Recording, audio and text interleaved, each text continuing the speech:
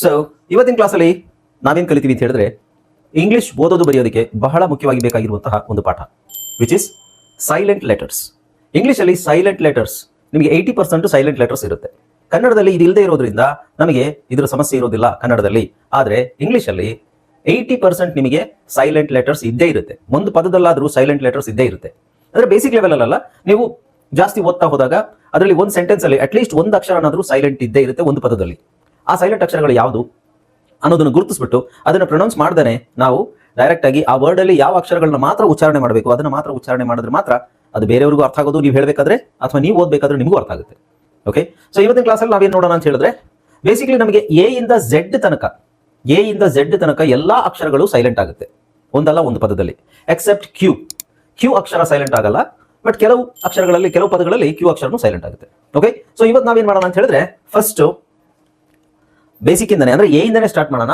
A L silent ಆಗುತ್ತೆ, B L silent ಆಗುತ್ತೆ, C D E F ಎಲ್ಲಾ ಅಕ್ಷರಗಳು ಎಲ್ಲೆಲ್ಲಿ ಸೈಲೆಂಟ್ ಆಗುತ್ತೆ ಅನ್ನೋದನ್ನ ಇವತ್ತು ನೋಡೋಣ. ಹಾಯ್ ಫ್ರೆಂಡ್ಸ್, ಇದೊಂದು ವಿಶೇಷ ಸೂಚನೆ. ನಮ್ಮಲ್ಲಿ ಇದೀಗ ಆನ್ಲೈನ್ ಸ್ಪೋಕನ್ ಇಂಗ್ಲಿಷ್ ಕೋರ್ಸ್ನ ಹೊಸ ಬ್ಯಾಚ್ ಶುರುವಾಗಿದೆ. ನೀವು ಇನ್ಮೇಲೆ ಎಲ್ಲೂ ಹೊರಗಡೆ ಹೋಗಿ ಇಂಗ್ಲಿಷ್ ಕಲಿಯುವ ಅವಶ್ಯಕತೆ ಇಲ್ಲ.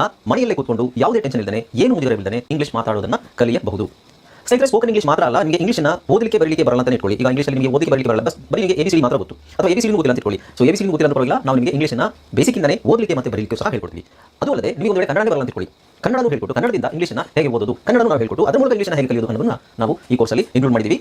ಸ್ನೇಹಿತರೆ, ಈ ಕೋರ್ಸನ್ನು ಚಿಕ್ಕ ಮಕ್ಕಳನ್ನು ಹೊರತುಪಡಿಸಿ ಬೇರೆ ಯಾರು ಬೇಕಾದ್ರೆ ಈ ಕೋರ್ಸ್ಗೆ ಜಾಯ್ನ್ ಆಗಬಹುದು. ನೀವು ಕೆಲಸ ಹೋಗೋರು ಇರ್ಬೋದು, ಮನೆಯಲ್ಲಿ ಇರ್ಬೋದು, ಅಥವಾ ನೀವು ಯಾವುದೋ ಒಂದು ಬಿಸ್ನೆಸ್ ಮಾಡ್ತಾ ಇರ್ಬೋದು. ಓಕೆ, ಸೊ ಯಾರು ಬೇಕಾದ್ರೂ ಈ ಕೋರ್ಸ್ನ ಜಾಯ್ನ್ ಆಗಬಹುದು. ಹಾಗಾದ್ರೆ ಸ್ನೇಹಿತರೆ, ತಡ ಯಾಕೆ, ಈ ಸ್ಪೋಕನ್ ಇಂಗ್ಲಿಷ್ ಕೋರ್ಸ್ ಮತ್ತು English basic reading and writing ಕೋರ್ಸ್ನ ಜಾಯ್ನ್ ಆಗಬೇಕು ಅಂತ ಆಸಕ್ತಿ ಇರೋರು ಈ ಕೂಡಲೇ ನಿಮ್ಮ ಫೋನ್ ತೆಗೆದುಕೊಳ್ಳಿ ಹಾಗೂ ಇಲ್ಲಿ ಬರ್ತಿರುವಂತಹ ನಂಬರ್ಗೆ ಅಥವಾ ಕೆಳಗಡೆ ಬರ್ತಾ ಇರುವಂತಹ ನಂಬರ್ಗೆ ನೀವು ಕರೆ ಮಾಡತಕ್ಕದ್ದು ಅಥವಾ ವಾಟ್ಸ್ಆ್ಯಪ್ನಲ್ಲಿ ಸಂಪರ್ಕಿಸಿ ನಿಮ್ಮ ಹೆಸರನ್ನು ರಿಜಿಸ್ಟರ್.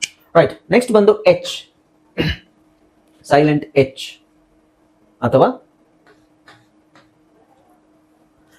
ಇದನ್ನ ನಿಮ್ಮಲ್ಲಿ ಬಹಳ ಜನ ನೀವೇ ಮಿಸ್ಪ್ರೊನೌನ್ಸ್ ಮಾಡ್ತೀರಾ. ಮಿಸ್ಪ್ರೊನೌನ್ಸ್ ಅಂದ್ರೆ ಇದನ್ನ ಹ ಅಂತ ಹೇಳಬೇಕು. ನೀವು ತುಂಬಾ ಜನ ಅ ಅಂತ ಹೇಳ್ತೀರಾ ಇದನ್ನ. ಓಕೆ, ಅದು ಸ್ವಲ್ಪ ಗಮನ ಇರ್ಬೇಕು ನಿಮಗೆ. ಓಕೆ, ಸೊ ಎಚ್ ಎಲ್ಲೆಲ್ಲಿ ಸೈಲೆಂಟ್ ಆಗುತ್ತೆ ನೋಡಿ. ವಾಟ್ ಅಂತ ಬಂದಾಗ ನಾವು ಹ ಹೇಳೋದಿಲ್ಲ ಅಲ್ಲಿ. What, when, where, whether. So ಇಲ್ಲಿ ವೇರ್ ಅಲ್ಲಿ ಇನ್ನೊಂದು ಅಕ್ಷರ ಸೈಲೆಂಟ್ ಆಗಿರುತ್ತೆ, ಆರ್ ಸೈಲೆಂಟ್ ಆಗಿರುತ್ತೆ, ಸಾರಿ ಇ ಸೈಲೆಂಟ್ ಆಗಿರುತ್ತೆ. Whether, which, C H pronounce ಆಗುತ್ತೆ, ಅಲ್ಲಿ ಎಚ್ ಸೈಲೆಂಟ್ ಆಗಲ್ಲ. ವಿಚ್, ವೈಲ್, ಇಲ್ಲಿ ಇ ಸೈಲೆಂಟ್ ಆಗುತ್ತೆ. ಡಬ್ಲ್ಯೂ ಸಾರಿ ಎಚ್ ಮತ್ತೆ ಇ ಸೈಲೆಂಟ್ ಆಗುತ್ತೆ, while. So W H words ಅಲ್ಲಿ ಯೂಶುವಲಿ ಒಂದಷ್ಟು ವರ್ಡ್ಸ್ ಅಲ್ಲಿ ಮಾತ್ರ ಎಚ್ ಸೈಲೆಂಟ್ ಆಗುತ್ತೆ. ಇಲ್ಲಿ ವಿಸ್ಪರ್, ವಿಪ್, ವೈಟ್, ಅಲ್ಲಿ ಬರೀ ವ ಹೇಳ್ತಾ ಇದೀವಿ, ಹ ಹೇಳ್ತಾ ಇಲ್ಲ. ಇಲ್ಲೆಲ್ಲಾದ್ರಲ್ಲೂ ಇದರಲ್ಲಿ ನಿಮಗೆ ವ ಹೇಳ್ತಾ ಇದೀವಿ, ಹ ಬರ್ತಾ ಇಲ್ಲ ಎಲ್ಲೂ. ಅರ್ಥ ಆಯ್ತಾ? ನೆಕ್ಸ್ಟ್ ವೈಟ್ ಆಯ್ತಲ್ಲ. ನೆಕ್ಸ್ಟ್ ವೈ, ಇದು ಬಹಳ ಮುಖ್ಯ. ಅವ, ಎಚ್ ಸೈಲೆಂಟ್ ಮಾಡಿ, ಅವ. 1 hour, 2 hour, 2 hours, 3 hours, hour, 1 ಗಂಟೆ ಅಂತ ಹೇಳ್ತೀವಲ್ಲ, ಅದನ್ನ ಅವರ್ ಅಂತ ಹೇಳ್ಬೇಕು ಹೊರತು ಹವರ್ ಅಂತ ಹೇಳ್ಬಾರ್ದು. ಹವರ್ ಅಲ್ಲ, ಇದು ಅವರ್. ಆಮೇಲೆ ಆನೆಸ್ಟ್ ಪ್ರಾಮಾಣಿಕ ಅಂತ ಹೇಳಲಿಕ್ಕೆ ಹೆಚ್ಚಿನ ಅವಶ್ಯಕತೆ ಇಲ್ಲ, ಬರೀ ಓ ಇಂದಾನೆ ಸ್ಟಾರ್ಟ್ ಮಾಡ್ಬೋದು ನೀವು. Honest, I am an honest person, ನಾನು ಒಬ್ಬ ಪ್ರಾಮಾಣಿಕ ವ್ಯಕ್ತಿ. ಓಕೆ, ನೆಕ್ಸ್ಟ್ ಆನರ್, ಎಚ್ ಅವಶ್ಯಕತೆ ಇಲ್ಲ, ಆನರ್. ಆಮೇಲೆ ಆನರಬಲ್. ಓಕೆ, ನೆಕ್ಸ್ಟ್ ಎಕ್ಸ್ ಆದ್ಮೇಲೆ, ಯೂಶುವಲಿ ಎಕ್ಸ್ ಆದ್ಮೇಲೆ ಎಚ್ ಬಂದ್ರೆ ಎಕ್ಸಿಬಿಷನ್, ಎಕ್ಸಾಸ್ಟ್, ಗೋಸ್ಟ್. ಅಲ್ಲ, ಜಿ ಆದ್ಮೇಲೆ ಜಿ ಎಚ್ ಅಲ್ಲಿ ನಿಮಗೆ ಎಚ್ ಬರೋದಿಲ್ಲ. ಗಾಸ್ಲಿ, ಇಲ್ಲೂ ನೋಡಿ ಎಚ್ ಸೈಲೆಂಟ್ ಆಗಿರುತ್ತೆ. ರೈನೋಸರಸ್, ರೈಮ್, ರಿದಮ್, ವೆಹಿಕಲ್, ಇಲ್ಲಿ ಎಚ್ ಇಲ್ಲ, ಅವಶ್ಯಕತೆ ಇಲ್ಲ. ಏರ್, ಇಲ್ಲೂ ಈ ಪದ ಜಾಸ್ತಿ ಯೂಸ್ ಮಾಡಲ್ಲ. ಸಿಲ್ವೆಟ್. ಓಕೆ, ಸೊ ಈ ವರ್ಡ್ಸ್ ಅಲ್ಲೆಲ್ಲ ಹೆಚ್ಚು ಸೈಲೆಂಟ್ ಆಗಿರುತ್ತೆ. ಇನ್ನು ಇದೇ ನೋಡ್ತೀನಿ, ಬಹುಶಃ ಇರಬೇಕು. ಇಲ್ಲ. ಓಕೆ, ಆಲ್ಮೋಸ್ಟ್ ವರ್ಡ್ಸ್ ಪ್ರಾಕ್ಟೀಸ್ ಮಾಡ್ಬೇಕಾದ್ರೆ ನಿಮಗೆ ಬೇರೆ ಇನ್ನೂ ಎಕ್ಸ್ಟ್ರಾ ವರ್ಡ್ಸ್ ಕೊಡ್ತೀನಿ, ಜಸ್ಟ್ ತಿಳ್ಕೊಳ್ಳೋಕ್ಕೋಸ್ಕರ ಅಷ್ಟೇ. ಓಕೆ, ನೆಕ್ಸ್ಟ್ ಜಿ ಎಚ್ ಬಹಳ ಪದಗಳಲ್ಲಿ ಜಿ ಎಚ್ ಸೈಲೆಂಟ್ ಆಗಿರುತ್ತೆ. ಜಿ ಎಚ್ ನೀವು ಒಂದು ಐಡಿಯಾ ಇದು ಮಾಡ್ಕೊಳ್ಳಿ. ಐ ಜಿ ಎಚ್ ಅಂತ ಬಂತು ಅಂದ್ರೆ, ಐ ಜಿ ಎಚ್ ಬಂದ್ರೆ ಜಿ ಎಚ್ ಸೈಲೆಂಟ್, ಬರೀ ನಾವು ಐ ಅಂತ ಹೇಳ್ತೀವಿ. ಇದೊಂದು ಪ್ಯಾಟರ್ನ್.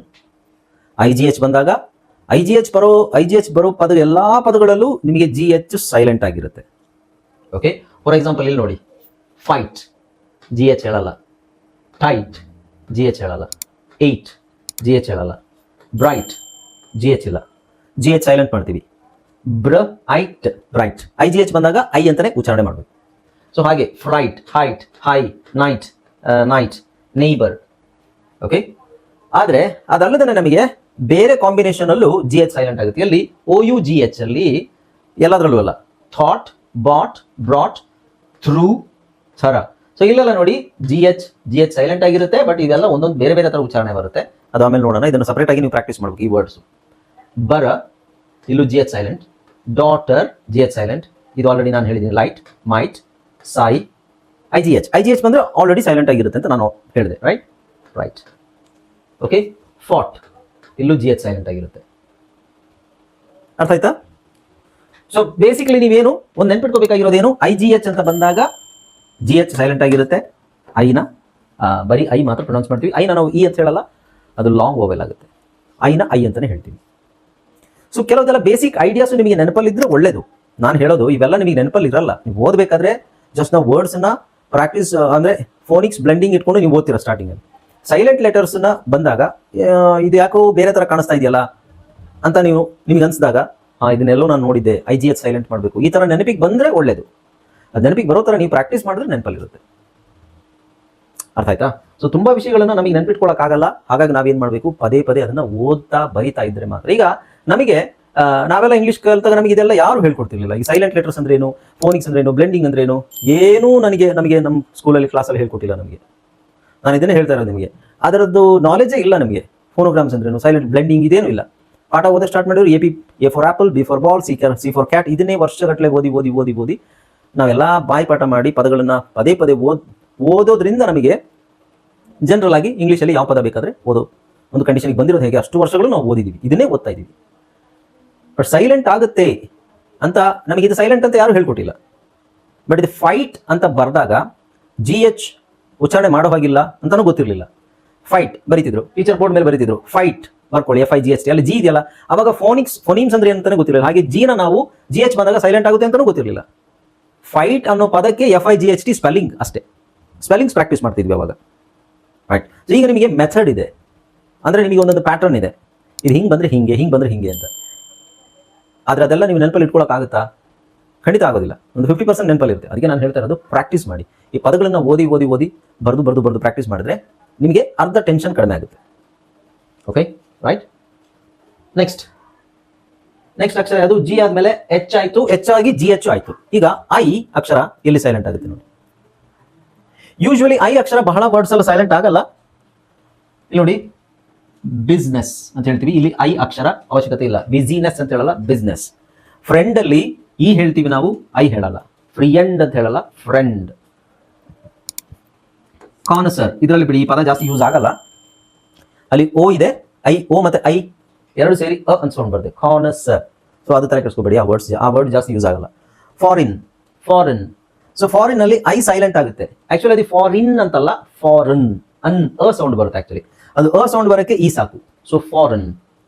ಸೂಟ್ ಅಲ್ಲಿ ಯು ಸೌಂಡ್ ಬರ್ತಾ ಇದೆ, ಐ ಅವಶ್ಯಕತೆನೇ ಇಲ್ಲ ಅಲ್ಲಿ. ಸೂಟ್ ಅಂದ್ರೆ ಆಕ್ಚುಲಿ ಇಲ್ಲಿ ಐ ಇಲ್ಲ ಅಂದ್ರೆ ಬರೀ SUT ಆದ್ರೆ ಸಟ್ ಅಂತ ಆಗುತ್ತೆ. ಹಾಗಾಗಿ ಅದನ್ನ ಸೂಟ್ ಮಾಡ್ಲಿಕ್ಕೆ ಅಲ್ಲಿ ಐ ಹಾಕಿದ್ದಾರೆ, ಬಟ್ ಐ ಪ್ರೊನೌನ್ಸ್ ಆಗಲ್ಲ. ಸೊ ಐ ಸೈಲೆಂಟ್ ಅಂತಾನೆ ಅರ್ಥ ಅಲ್ವಾ?